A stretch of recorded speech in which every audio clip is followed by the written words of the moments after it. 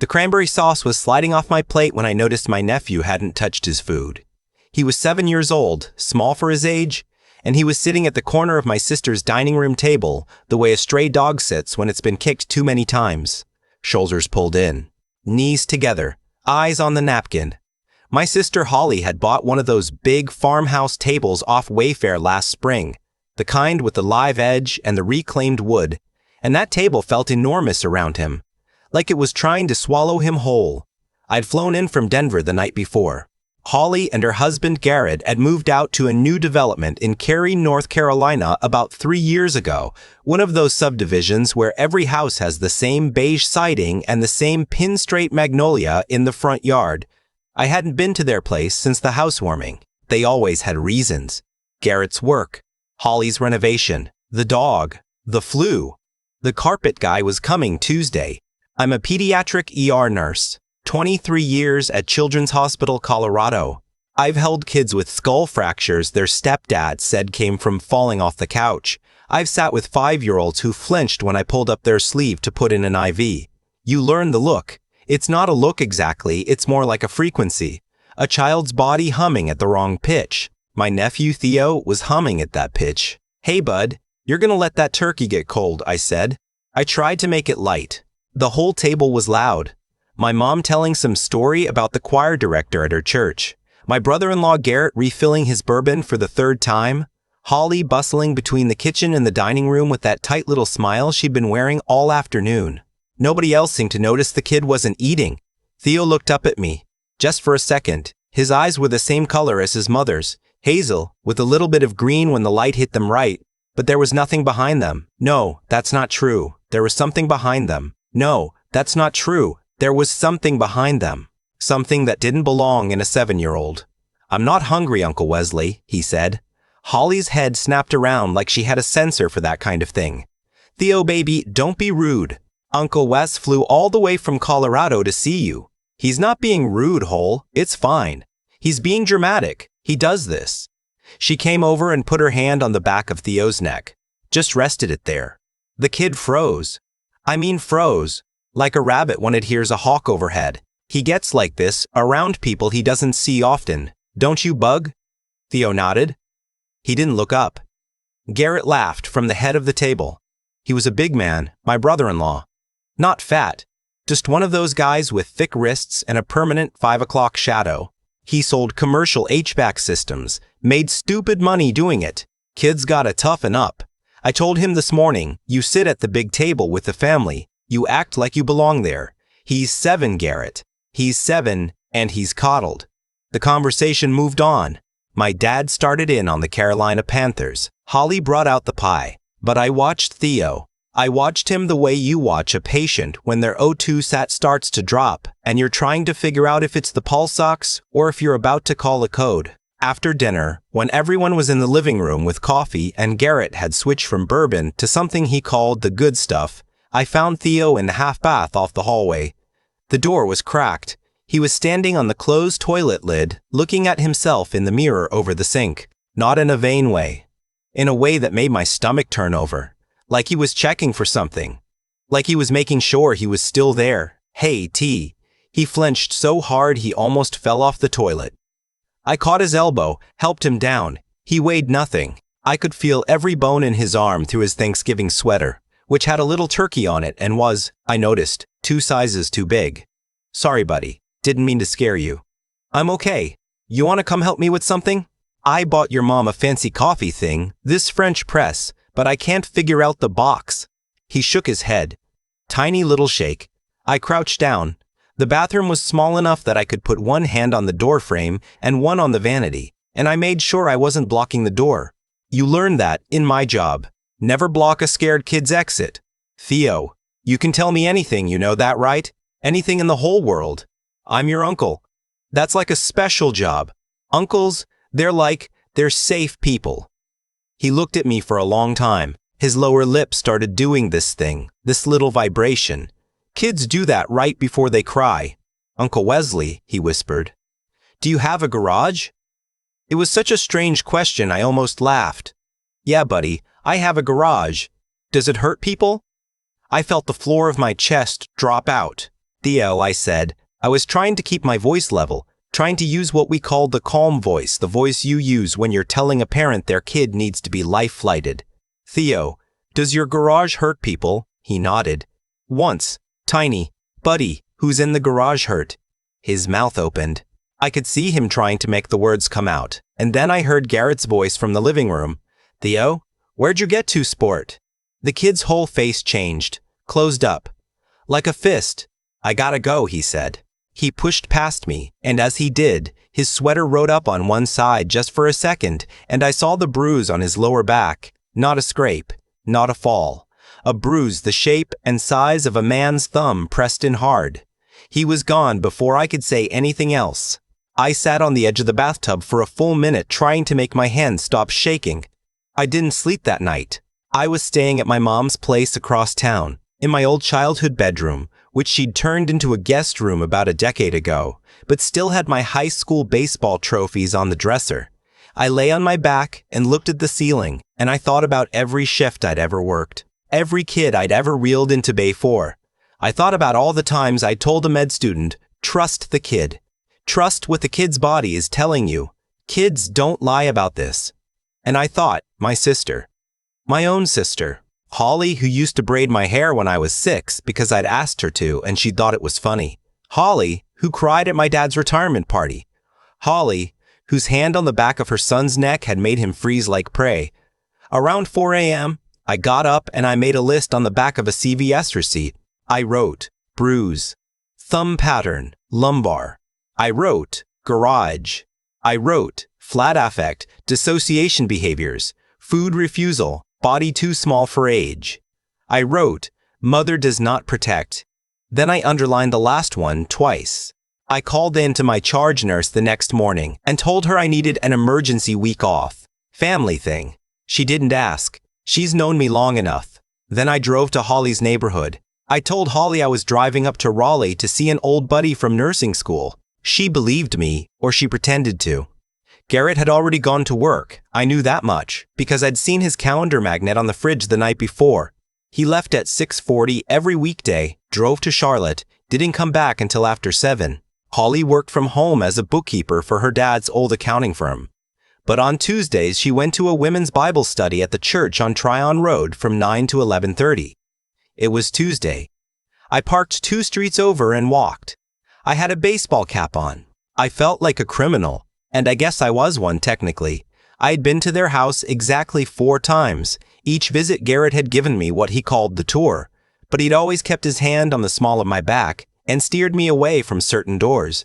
There was a door at the end of the kitchen, painted the same beige as the wall, that I'd asked about once. Garage, Garrett had said. Mostly junk. Christmas stuff, the lawnmower, you know. I rang the doorbell, just to be sure. No answer. I rang the doorbell. Just to be sure. No answer.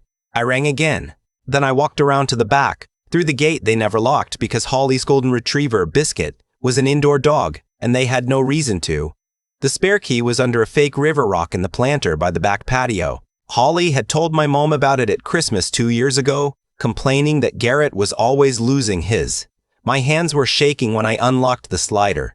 The house was quiet in that way. New construction is quiet. No creaks, no settling, just the hum of the central air.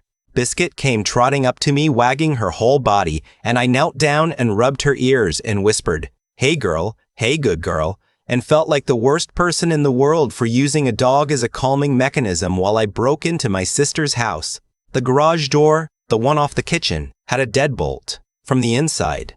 That was the first thing that was wrong. You don't put a deadbolt on the inside of a garage door. You put one on the outside if you're worried about somebody breaking in from the garage. From the inside means you're locking somebody out of the garage, or you're locking somebody in. There was no key in the lock. I started opening drawers. I tried the junk drawer first, the one by the toaster. Twist ties, batteries, a Chick-fil-A coupon, no key. I tried the drawer under the coffee machine. Then I remembered something. When we were kids, Holly used to hide her diary in the freezer, wrapped in a plastic produce bag, behind the Eggos. She said the cold made the pages last longer. She was 11 and she was a weird kid. I opened the freezer. Behind a half-empty bag of frozen blueberries, Inside a Ziploc was a single brass key. I held it for a second. My hand was so cold from the freezer, I couldn't feel my fingers. Or maybe that was something else. I thought, turn around, Wesley. Walk out. Call the police. Let them get a warrant. I thought, if I open this door, I am tampering with a crime scene that doesn't legally exist yet. Then I thought about Theo on the toilet lid, checking the mirror to make sure he was still there. I unlocked the deadbolt. The garage was not a garage. I want to say that clearly, because I have spent a lot of nights since then trying to find the right words. It had been a garage once. There was still the outline on the floor where the bay door used to open. But the bay door was gone, drywalled over. The walls had been finished, and then they'd been covered, every inch of them in those gray foam acoustic panels you can buy on Amazon, the kind a podcaster uses, except a podcaster doesn't usually need an entire room of them. There was a single overhead LED light on a dimmer. In the middle of the room, there was a chair, a small chair, wooden. The kind of chair you might find in a kindergarten classroom, except this one had been modified. There were eye bolts screwed into the legs. There were strips of what looked like seatbelt webbing coiled on the floor next to it. There was a tripod. There was a small space heater, unplugged, sitting on a card table against the far wall, next to a roll of paper towels and a bottle of unscented hand soap from Target. There was a cardboard banker's box on the floor. I could not breathe. I want to be honest about that. I'm a trauma nurse. I have walked into rooms with children who had been hit by cars, and I have done my job. I could not breathe in that garage. I made myself breathe. I took my phone out and I started photographing. The chair, the eye bolts, the webbing, the tripod, including the make and model on a sticker on the side, the dimmer switch, the acoustic panels, the space heater, the card table, the hand soap, the box. The box had a lid. I lifted it with the corner of my sleeve, even though I knew it didn't matter. My prints were going to be everywhere anyway. Inside there were file folders, manila ones, the kind you get at Staples in a 100-pack. Each one was labeled in black Sharpie with a date. The oldest one was from 3 years and 4 months ago. Theo would have been 4. I pulled out the most recent folder. The date was 2 Sundays before Thanksgiving. Inside was a printed photograph. I will not describe it. I have signed an affidavit describing it, and I have testified under oath about its contents, and I will not describe it here. I'll say only this: when I saw it, I sat down on the concrete floor of that converted garage and I made a sound I did not know I could make, like an animal, like something dying.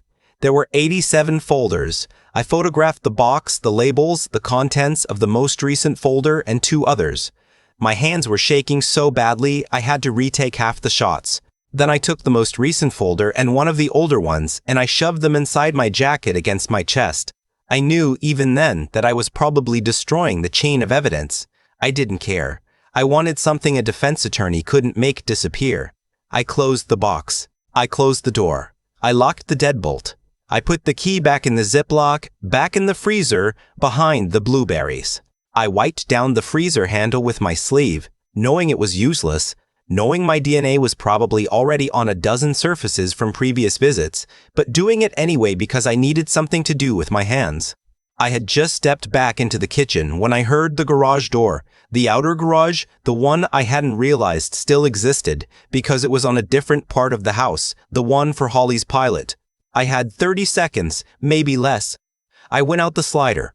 I walked. I didn't run. I walked across the yard, through the gate, around the side. I heard Holly's car pull into the driveway. I heard the engine cut off. I made it to the sidewalk and started walking like a man who was just walking, just out for a stroll on a Tuesday in November, just an ordinary guy. I heard her voice behind me. Wesley? I turned. I made my face do something that I hoped looked like surprise. Hole! Hey! I was about to ring the bell. Thought I'd swing by on my way out of Raleigh, see if you wanted to grab coffee. She was holding her purse and a Bible study workbook.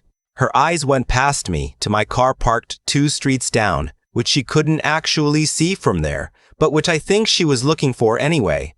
Her face was very still. You didn't text. My phone died. I was gonna ask to use your charger. Oh. She kept watching me. Well, I have to pick up Theo from school early. He had a half day. But you're welcome to come in for a minute. Nah, I should hit the road. Long drive. Tell Theo I said bye. I'll tell him. I started to walk away. She called after me. Wes. I turned. Don't come back without calling first. Garrett doesn't like surprises. I drove straight to the Wake County Sheriff's Department. I sat in the parking lot for 9 minutes trying to compose myself. Then I went inside and I told the deputy at the front desk that I needed to report a child abuse case and that I had evidence. The detective they put me with was a woman named Vanessa Holcomb. She was maybe 50, with a gray streak in her hair and a tattoo of a small bird on the inside of her wrist that I could see when she rolled up her sleeves. She listened to me for 2 hours. She did not interrupt. When I gave her the folder, she put on nitrile gloves before she opened them. And when she saw what was inside, she stood up and walked out of the interview room without saying anything. She was gone for 11 minutes. When she came back, her eyes were red and her voice was steady. Mr. D. Pruitt, she said, I have to tell you that the way you obtain this is going to be a problem. We're going to do everything we can, but you need to know that's a problem. I know. I also need to tell you that you may have saved that boy's life. Probably his life. Maybe more than his. More than his? She didn't answer. She wrote something on her pad. They picked Theo up from school that afternoon. They didn't tell him why at first. A child advocate met him at the office and took him to a place called the Safe House Center, which is run by Wake County and the state. They arrested Garrett at the Charlotte office of his HVAC company at 4:47 p.m. He didn't fight. He asked for his attorney and said nothing else. Holly they took from her own driveway at 6:05. She started screaming when the cuffs went on. She screamed that I had set her up, that I'd always been jealous, that this was a vendetta, that her son had been telling lies because I had coached him. I learned all of this from Detective Holcomb the next morning. I had not slept. My mother had been called by the sheriff's department late the night before, and she had called me, and the conversation we had on the phone was the worst conversation of my life. She didn't believe me, not at first. She said things to me that I don't think I will ever fully recover from. She is my mother. She loves me. And she said things to me that night about Holly, about how I had always been the dramatic one, about how I had always wanted to be the favorite. She was screaming and crying, and she hung up on me. She called back at 5 in the morning. Detective Holcomb had been over to her house. She had been shown some of what was in those folders. She did not stop crying for, I think, 3 days. I want to tell you about the next year, because that's the part nobody talks about in stories like this. The part after the arrest.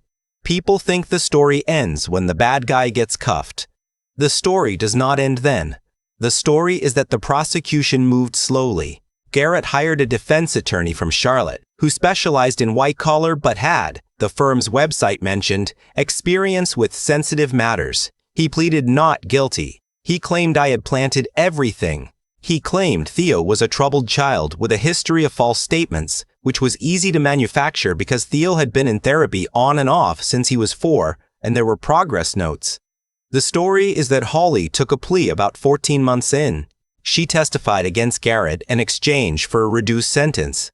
On the stand, she said that she had known since Theo was 3 and she had walked in on something and she had told herself it was something else. She said Garrett had told her that if she ever spoke about it, he would tell people she had been the one.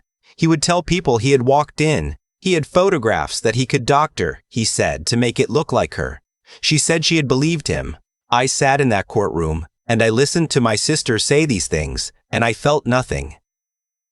I want to be clear about that. I felt nothing at all. Whatever the part of me was that had loved her, the part that had let her braid my hair, the part that had cried at her wedding because I was happy for her, that part was just gone, like a limb that had been amputated. I could see where it used to be, but there was nothing there anymore. The jury found Garrett guilty on 23 counts. The judge gave him 52 years. He'll be eligible for parole when he is 91. Holly got 12 years. I have not seen her since the day of her sentencing. She is currently at NCCIW in Raleigh. She writes to my mother. My mother writes back sometimes. I do not ask what's in the letters. Theo came to live with me when he was 8 years and 2 months old. I sold the condo in Denver. I bought a small house in a town outside Boulder, near a good elementary school with a counselor on staff who specialized in trauma. I took a position at the local urgent care that paid less but had regular hours, because a kid like Theo couldn't have an uncle on a rotating ER schedule. I went down to 4 days a week, and I'll never financially recover from that decision. And I would do it again tomorrow. The first 6 months were not what people imagine. People imagine a kid who is sad. Theo wasn't sad. Theo was quiet. He was quiet in a way that filled the whole house. He didn't cry. He didn't yell. He didn't act out.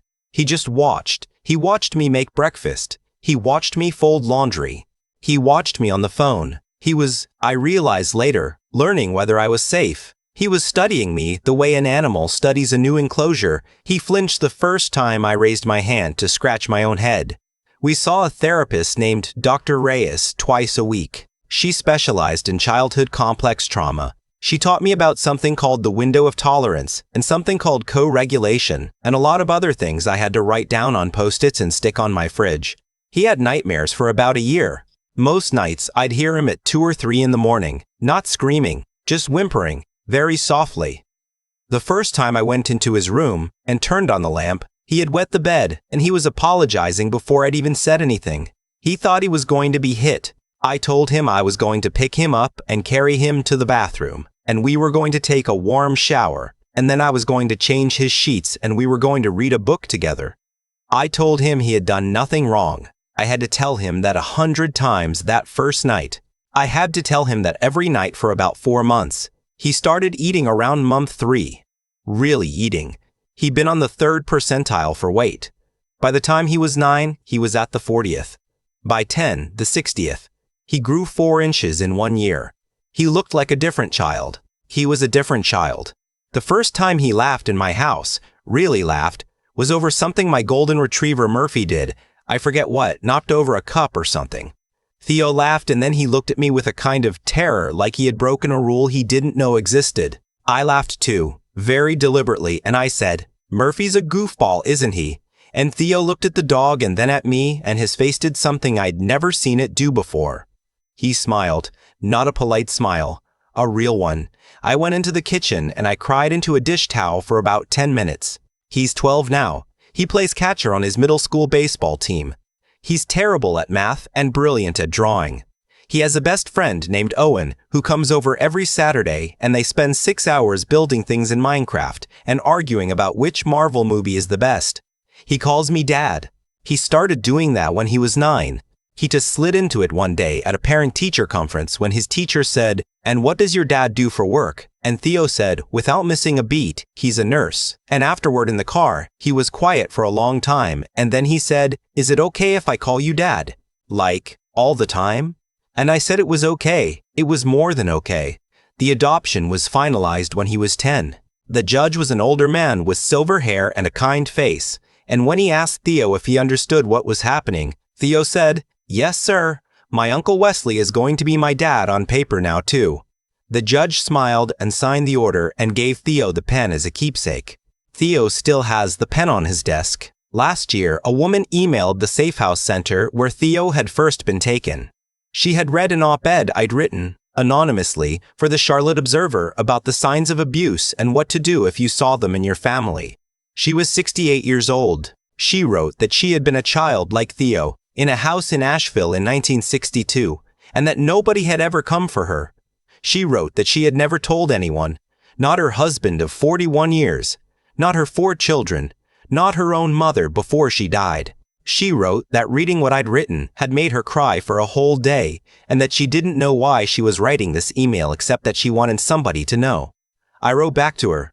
I told her that I knew, that her uncle, if she'd had one who'd been paying attention, would have come for her. That I was sorry he hadn't, that she had survived something nobody should have to survive, and that the fact she was still here, at 68, writing to a stranger, meant she was one of the bravest people I had ever heard of. She wrote back. She said she had told her oldest daughter that week, for the first time. She said her daughter had held her in the kitchen, and they had cried for an hour. She said she felt lighter than she had felt in 60 years. I don't tell you that story to make myself look good. I tell you that story because if you are reading this and you are 68 and you have never told anyone, please understand that there are people out here who will believe you. There are people who will hold you in their kitchens. There are people who, even at this very late hour of your life, will see you. And if you are reading this, and you have a niece or a nephew or a kid at your church, or a kid in your apartment building, and something in you is humming at the wrong pitch, please, please, do not look away. Do not tell yourself you're imagining it. Do not tell yourself it's not your business. It is your business. The minute you saw it, it became your business. I am not a hero. I want to say that very clearly. I missed it for 4 years. 4 years that boy was in that garage, and I was in Denver doing my job and going to barbecues and watching the Broncos, and I missed it. I missed it because I didn't visit enough. I missed it because I let my sister give me reasons. I missed it because I told myself my family wasn't the kind of family where things like that happen.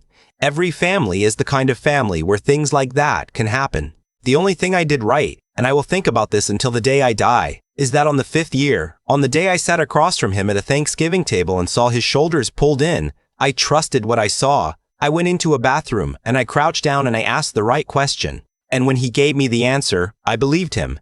He is upstairs right now as I write this. He is 12 years old and he is doing his social studies homework and complaining about it. He is loud and he is alive and he is safe. That is everything. That is the whole thing. Believe the kid. Ask the question. Open the door. I have thought a lot in the years since about how a thing like this happens. How a man like Garrett ends up converting a garage. How a woman like Holly, who used to braid my hair and cry at our father's retirement party, ends up holding her hand on the back of her own son's neck, the way a jailer rests a hand on a cell door. I don't think evil arrives all at once. I think it arrives the way a leak arrives in a basement. One drip, then a stain, then a slow rotting of the wood underneath, and by the time anybody walks down the stairs and notices, the whole foundation is gone. That is the law of cause and effect, and I have lived inside of it.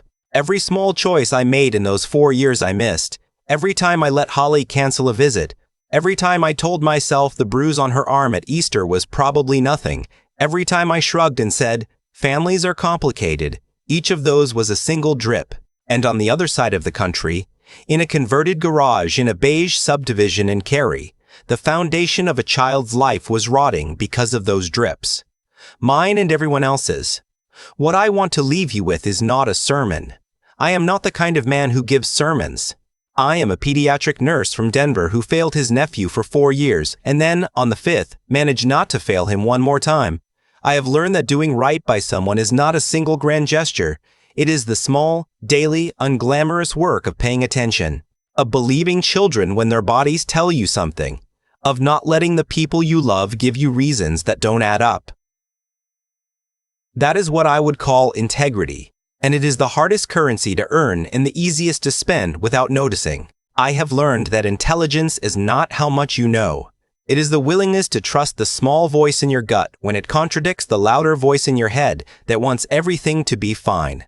The louder voice is almost always wrong. The small one, the one that hums at the wrong pitch when you watch a child push peas around a plate, that is the one worth listening to.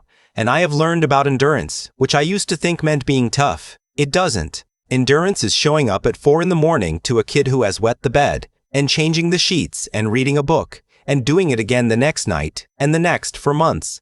It is not glamorous. Nobody gives you a medal. The medal is that one day, 4 months later, the kid laughs at something the dog did and then looks at you to make sure he is allowed to laugh, and you nod, and he smiles a real smile. Theo is upstairs. He is 12 and he is safe. The whole point of a life, I think, is what you do with the cost of that sentence. Believe the kid. Ask the question. Open the door.